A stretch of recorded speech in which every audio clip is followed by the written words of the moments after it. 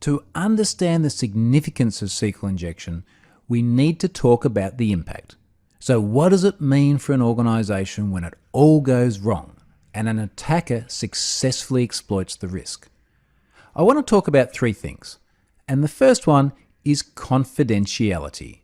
A successful attack can gain access to all the internal information within a database. So think about the sensitive sort of things that you've got in many web applications. Personally identifiable information, for example. Email addresses, phone numbers. That's very sensitive data. You've often got credentials in the database. So usernames and passwords. The impact of compromising confidentiality on that data class goes well beyond the system alone, because people reuse their passwords. So before you know it, a successful SQL injection attack against one application leads to the compromise of accounts in other applications. And of course, often that's because the password storage mechanism was insufficient as well.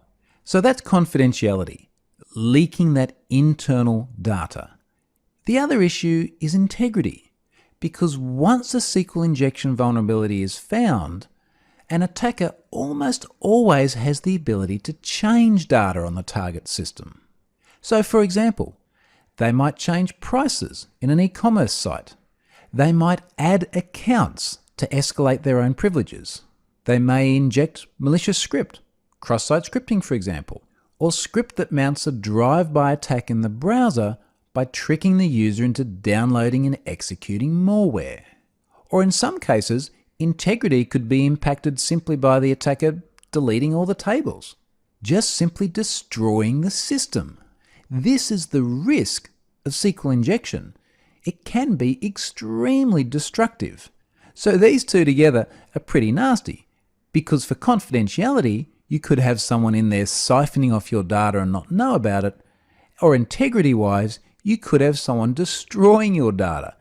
Both of them are pretty unfavorable results. The third one is around availability. And when we talk about availability, a SQL injection attack can be used to simply take the service offline. So I just mentioned deleting data. That'd be one option. Dropping tables. Even severely compromising the operating system that the database runs on.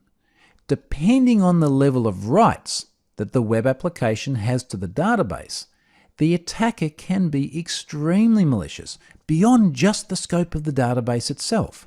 So if the risk is bad enough, that could be the entire system gone, not just offline, but completely destroyed. So that's confidentiality, integrity, and availability. Three attributes that we often talk about when we're assessing the security of a system. And all of them can suffer very, very badly from a successful SQL injection attack. Now, just to give you some context of how prevalent this sort of attack still is, let's go and take a look at a few cases of where it's still happening out in the wild.